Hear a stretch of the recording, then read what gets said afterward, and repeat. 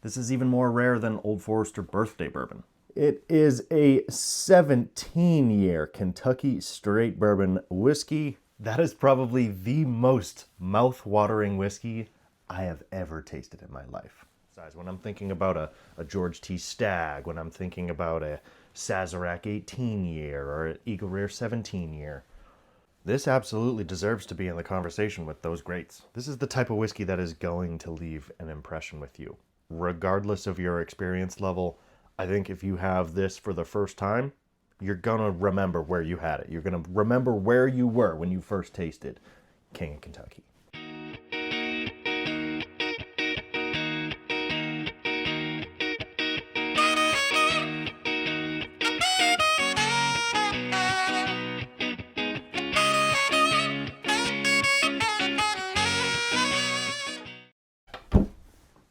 What is up, my friends?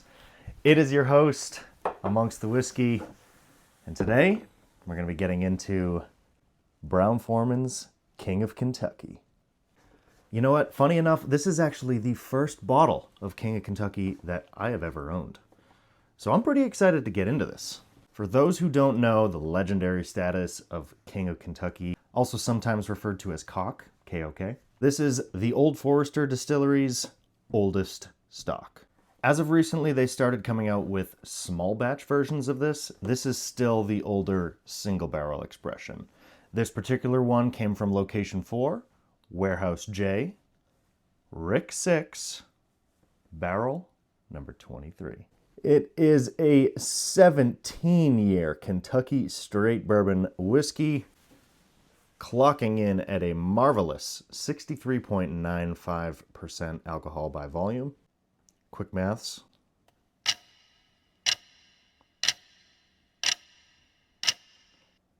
That's 127.9 proof there.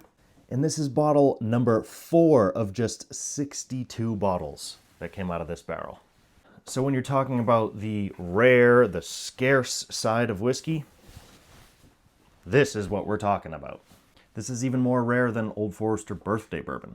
But you've got Amongst the Whiskey here today on a completely fresh palate. Haven't had a drink yet today, so this is going to be some very in-depth first impressions on King of Kentucky. Let's get into it, shall we? Whew, that is some thick, very tough wax. Wow. I mean, that's no joke. Fresh pop.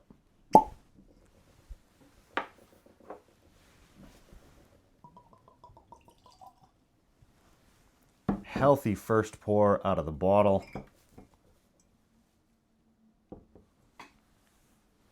"17 years in oak." Gave it a nice lively color.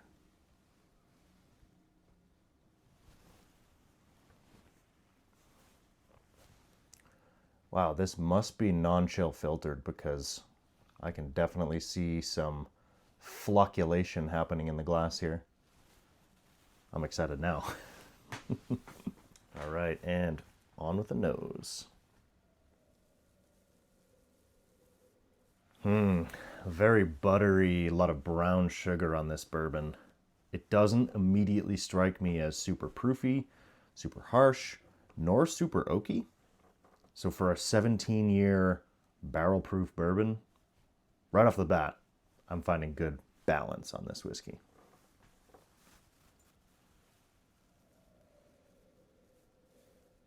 There's some of the more dusty tones. I'm getting this nice earthy clay vibe here. A little bit of buttercream frosting. That's an interesting nose. I can't say I'm instantly wowed by it, but some of these older whiskeys need time in the glass to properly set up.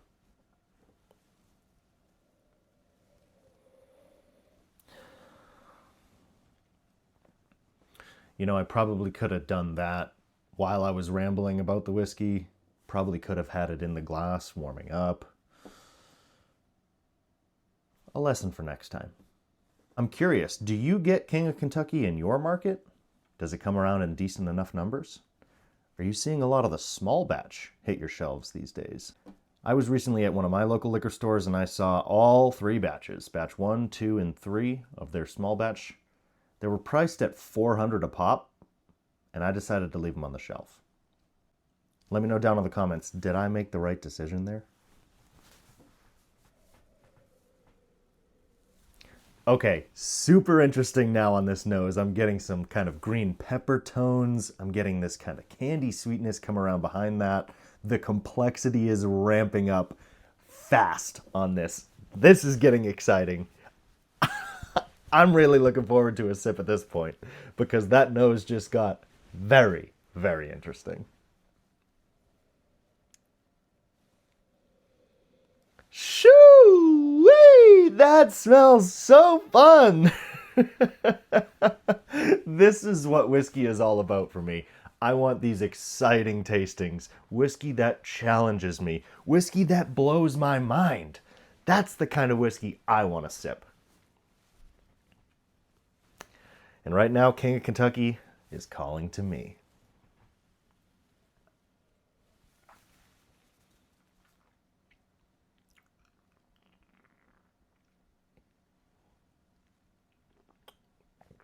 Yo! Yo! Just like that nose was leading on, uber complex. This was my first sip of the day, and my mouth is rolling. It is oozing saliva. It has just completely coated my entire mouth. A lot of those vintage, dusty, earthy clay vibes here. The cinnamon spice tingling across my tongue. When I tell you my mouth is watering, I feel like there's a river about to flow out of my mouth if I don't keep swallowing. That is probably the most mouth-watering whiskey I have ever tasted in my life. Bonkers.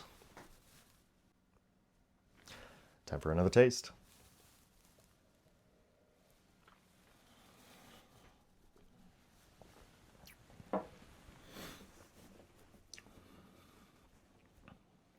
Wow. Wow. Okay. Lands with buttercream frosting, dehydrated cherries, a little bit of peach ring. You know those candy peach rings, the sugary candy peach rings? All over this whiskey. All over it. It's got depth. It's got heat. It's got heft. It's got balance. It has everything in this whiskey.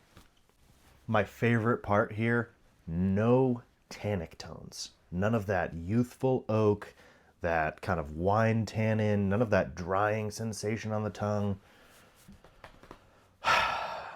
When I'm thinking about hyper-aged Kentucky straight bourbon, I'm going to be starting to think about King of Kentucky when I'm having that mental exercise, when I'm thinking about a George T. Stagg, when I'm thinking about a Sazerac 18 year or an Eagle Rare 17 year.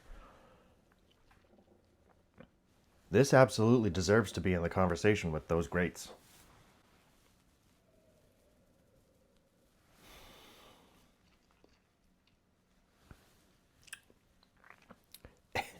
And my mouth is still watering. Every time I take a sip, it's like a new tidal wave arrives in my mouth. My saliva glands are going bananas. Yeah, I said bananas. Very typically a flavor that is associated with Brown Forman. Bananas Foster, those kind of banana tones in these whiskeys are very common.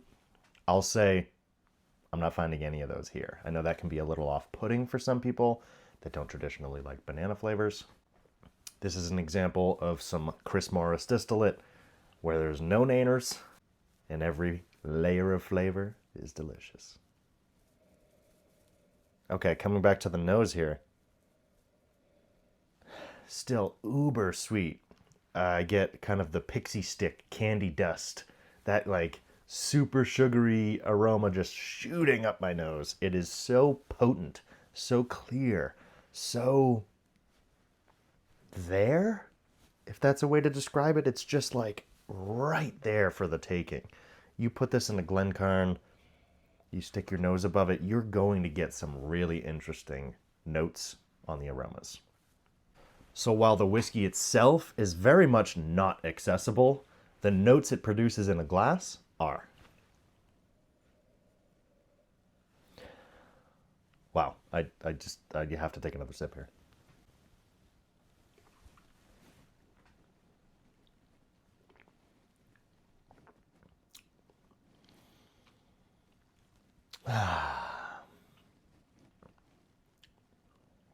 This is just a happy whiskey. It is a whiskey that you put it on your lips, you put it to your tongue, you put it up against your lips, you put it on your tongue.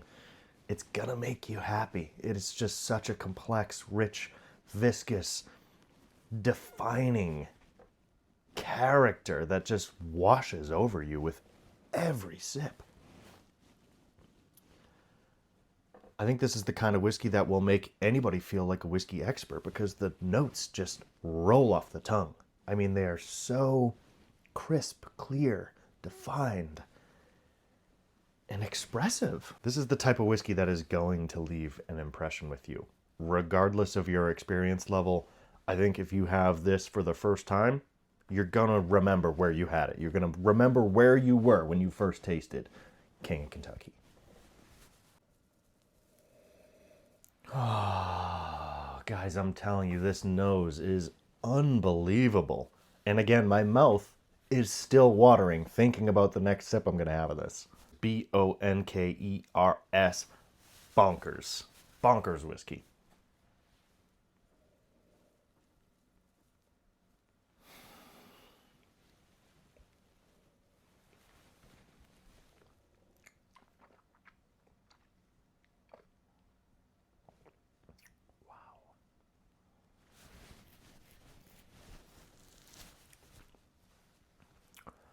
All I can say is wow. First impressions on this whiskey, it's freaking lovely.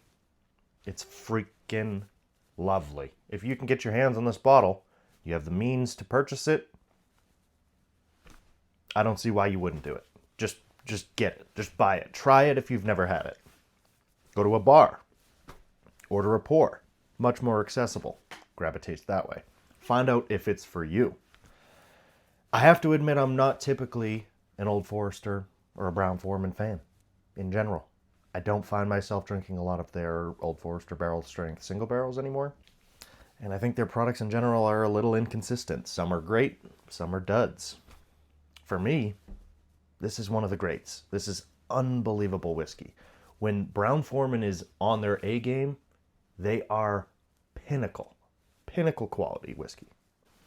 So actually, I'm curious. I have a couple other Old Forester bottles hanging around that I think are pretty exceptional. I wonder if they're worth a comparison.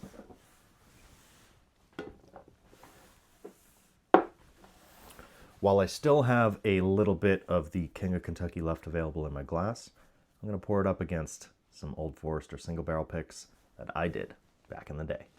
So as you may or may not know, I have been in the whiskey world since 2018 professionally. I've been drinking Irish whiskey for another 8 years, say, before that. And for the Massachusetts market, I did a fantastic Warehouse K Old Forester pick with a group that I used to run called Mass Bourbon Alliance. We did this pick with Liquor Junction, and we called it Strawberry Crunch because that beautiful strawberry flavor was very prominent on this. It had that kind of just Special K strawberry cereal vibe to it. Unbelievable Warehouse K pick. 129.7 proof, 6th floor aged.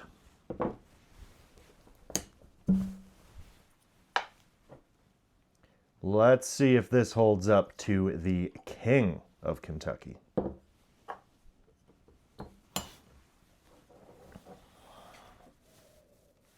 Oh, yeah. Very bold, oaky, strong, prominent notes here. Just in your face whiskey, which I think is what King of Kentucky is doing here for me as well. Okay, very obvious that the 17-year is significantly older than what's probably a 6, 7, or 8-year whiskey on the Old Forester single barrel. I'll catch it up a little, get some surface area going here, roll my glass. Mass Bourbon Alliance Glencairn here. The color is surprisingly close between these two. All right, on to the taste.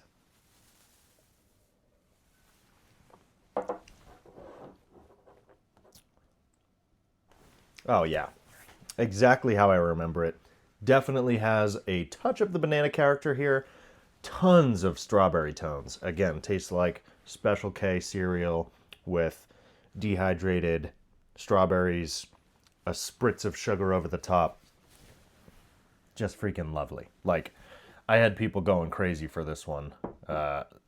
People on secondary were begging for it from 10 states away. So this is clearly a very good single barrel. Does it stand up to King of Kentucky? I have to say no. And I know I want my barrel pick to be better, but that's just not the case, okay? It's not better than King of Kentucky. What can I say? I can't pick 17-year barrels out of the warehouse. Chris Morris gets to go do that because he's, you know, the man. He's the master distiller. He gets to do whatever the heck he wants. Both so lovely. Both so lovely. Way more dusty vibes. I'm also a big vintage whiskey drinker, so this gives me kind of that early 40s, maybe into the 50s and 60s Old Forester vibe, which I wish I had handy, but I don't have one of those dusties open right now. All in all, really fun comparison. Obviously highlights the fact that King of Kentucky is just elite. When these single barrels hit, they are unbelievable. When a good Old Forester barrel strength single barrel hits, also very good, but just can't live up to the tutelage of a master distiller select single barrel that was handpicked for its exceptional quality at an exceptional age statement. You're just never going to compete with that, okay? As much as we pretend we're gonna, it's just impossible to do. So, I'm gonna enjoy the rest of this Old Forester single barrel. I hope you enjoyed this quick comparison, this quick tasting, the first impressions on my first King of Kentucky single barrel. If you enjoyed this video, consider giving me a like and a subscribe. Really would appreciate it. And I look forward to seeing you in the next one. Cheers. Oh, strawberry crunch, you are so good.